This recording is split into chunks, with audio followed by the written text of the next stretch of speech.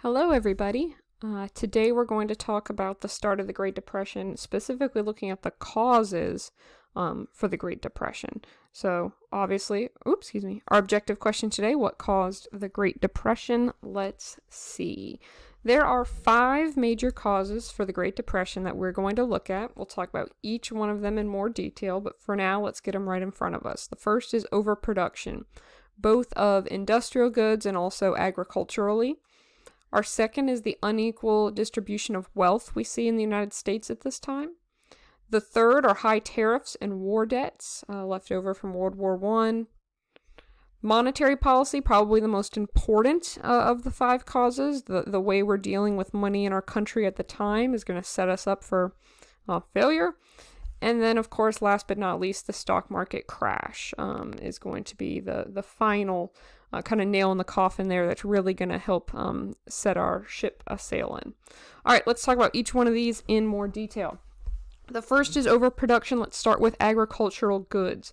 Remember that during World War I, we begged farmers to plant and grow and produce as much as they possibly could. We needed as much food as possible because we needed to feed the Americans at home, the Americans fighting overseas, and also all the Allied troops. Well, now, basically overnight, the war is over and we all of a sudden don't need all of that extra crops, right? But the thing about farming is it takes time to respond to that because by this point they've already put seeds in the ground, they've already bought up the land, they've already, purchased and bought new machinery and stuff like that. So all of a sudden production need is going to absolutely drop and bottom out, and farmers are now left with a ton of goods that no one can buy. In every single country there's a maximum amount of food that you can, consume, and farmers are going to be stuck with the leftovers and they're not able to pay that. And because the cost of producing these goods are going to, of course, increase, now all of a sudden they're making less, which means that they can't pay or afford their farms anymore or their machinery. And that's going to start to, become foreclosed upon. Farmers are literally going to lose their farms over this because they have too much goods, they literally can't sell it. And that coupled with a couple bad weather situations we have going on, especially in the West, we have some dry summers, some droughts, and that's going to really kind of damage them even further, which will later lead to a really terrible economic and environmental issue we'll talk about later called the Dust Bowl, right? So once again, it's not great to be a farmer, right? So overproduction of agriculture, major cause here. The other form of overproduction is going to be in industry. So these are like factories and stuff, the stuff that we're actually producing. Well, we're still producing stuff. We make that transition from wartime back to peacetime, but they literally just can't sell it. They don't have a problem producing it. They're having a problem finding people to actually buy it because these prices have gone up. We're producing more, but prices have gone up and wages have stayed the same, which means people can't afford to buy this stuff. And when people can't afford to buy it, no one's being able to sell. So not only are Americans not able to afford and buy these products, but also European nations are not able to afford and buy these products. So we're producing a ton and we literally just don't have people to sell it to, which means we're losing money here because everything we produce and don't sell is a loss of money. European nations can't afford to buy our goods because of the high tariffs that we're about to look at and the fact that they're also entering the first stages of their own depression. Right, so overproduction in industry. We're making a ton, but we can't sell it to anybody. And as we've talked about, there's this wheel of the economy, right? And it churns and it moves. And as long as it's moving, the economy is good. But what starts to happen when workers can't afford the goods, which we start to see kind of towards the end of the 1920s, is they stop buying things.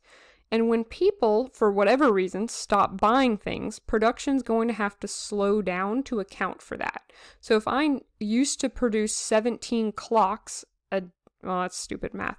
If I used to produce 100 clocks per month and I'm realizing I can pretty much only sell about 40, I need to scale back production, which means I need to make less, which means I need less people working for me. So I start to lay off workers saying, sorry, we really can't afford to have this many people working.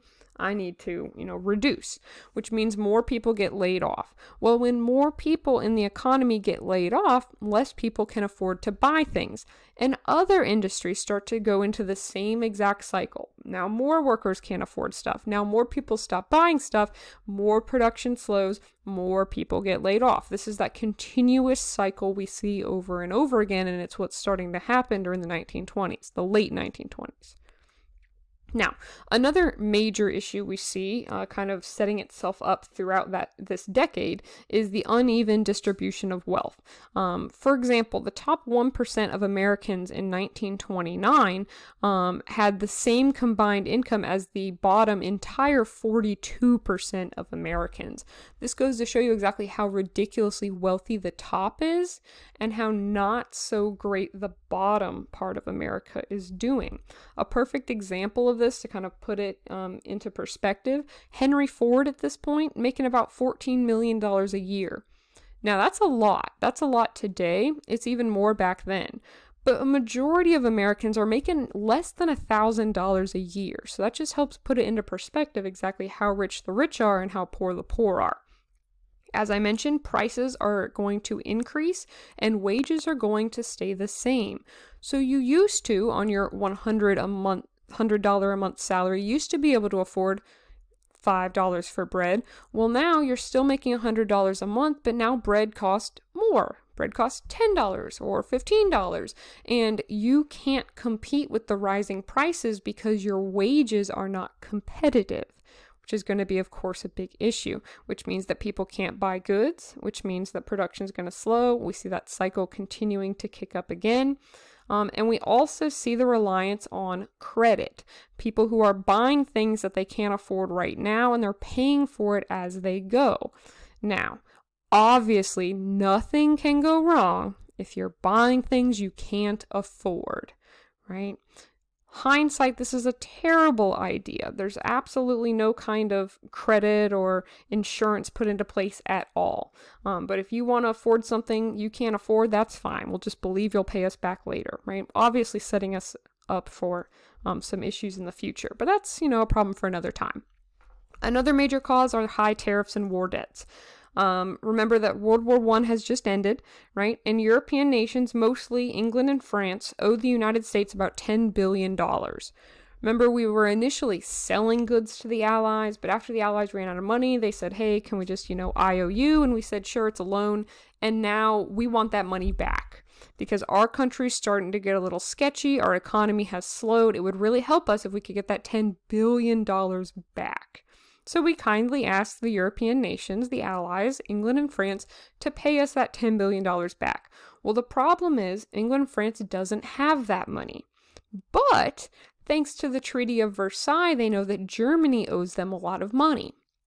So they say, hey, Germany, we need that money back so we can pay back the United States. And Germany says, I don't have that money either. Germany, since the end of World War I, has really been struggling more than anybody. Their Great Depression started long before ours, and they are in a worse spot than us. But we're looking at England and France is looking at Germany, and Germany doesn't have the money. So Germany says, hey, America, can I borrow some money? And we say, sure. We loan them some money. Germany pays England and France with that money. England and France pay us with that money. And we're stuck in this cycle of debt. Everybody's broke. No one can afford to pay anybody. This is not good.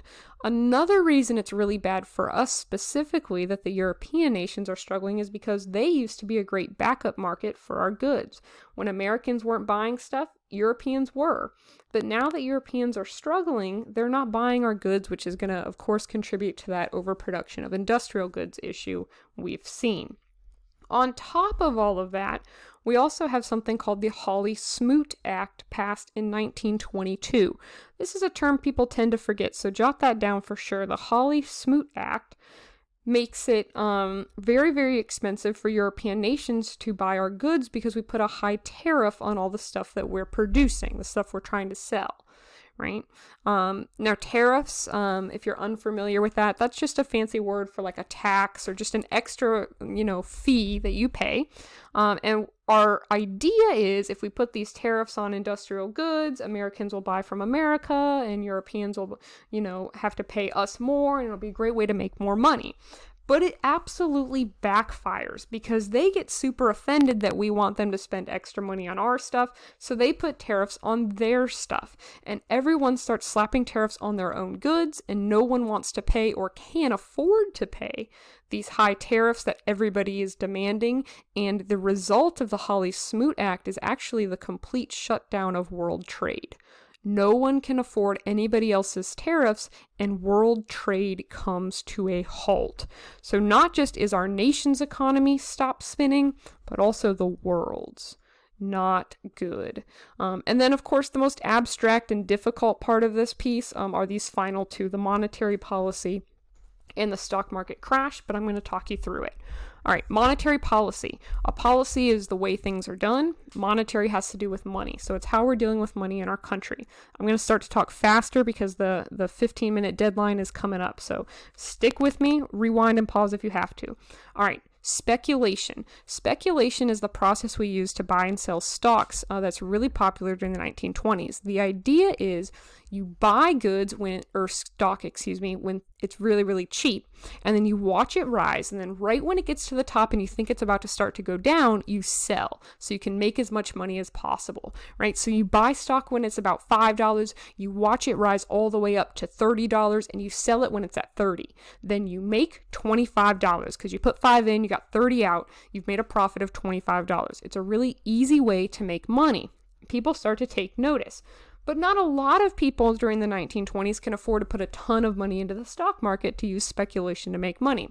So they start to do something called buying on margin, which basically means that you only have to put up about 5% of the stock that you're purchasing. So if I wanted to buy a $100 worth of stock in Starbucks, I only have to put up 5, and the loaner, or sometimes the bank, usually the bank, gives me the other 95, and now I have $100 of stock. It's $5 of my money, $95 of borrowed money. Then when I sell it for $200, I give the 95 back to the bank, and I walk away with a decent profit. You can still make money, but not all of the money in your stock is actually your money. Now the problem with this is banks don't have millions of dollars just sitting around for funsies. Instead, they start to use private money. They start to use money in the bank from people who are not in the stock market to help pay for these stock market loans. So my dog Elvis puts his life savings into the bank, right? And they say, well, Elvis won't miss this if Emma Rogers needs the loan. They pull out Elvis's money, they give it to me, and I put it in the stock market, and Elvis has no idea this is going on. And the money is not insured. So the bank has no way to guarantee that that money will actually ever go back to Elvis's account, which is obviously setting ourselves up for failure. The last cause of the Great Depression is the crash of the stock market. We've probably heard of it, right? By 1929, about $6 billion has been loaned out and put into the overinflated, saturated market because a majority of the money in the stock market is not actually, investors, it's loaned money. This is a problem. So what we see is people start to sell stock because they think there's no way it can get any higher. They start to realize how sketchy it is, and they start to sell stock. As they start to sell stock, prices begin to drop, and people start to freak out because they think they're going to lose money. So they sell their stock. Prices drop even more. People start to panic even more. We continue to sell and drop and sell and drop and panic and sell and drop, and we're freaking out, right? This leads to people selling for a loss, which means, here I have a perfect example right here. Let's say I bought my $100 worth of stock with my $5, right? But it crashed so quickly, so fast that I had to sell for only $3, which means that I lost my own money. It should be $2 of my own money and $95 of the bank's money. Now, the banks need that money back, right? I say, sorry, I don't have it. The investors can't pay it back. And then when people show up to the bank and say, hey, where's my money? The bank literally has to say, sorry, it's gone. And Elvis says, what do you mean, sorry, it's gone? It's my money. And the bank says, not anymore. It's literally gone. And this is going to kick off the Great Depression. All right. Here we have a great little video. You remember my favorite song, Friday. And then the really, really helpful video that I think will help kind of summarize what I've had to kind of speed through. So at least watch this video. If you want to have a good laugh, watch this video.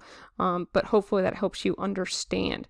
Email me or text me if you have any questions. See you later.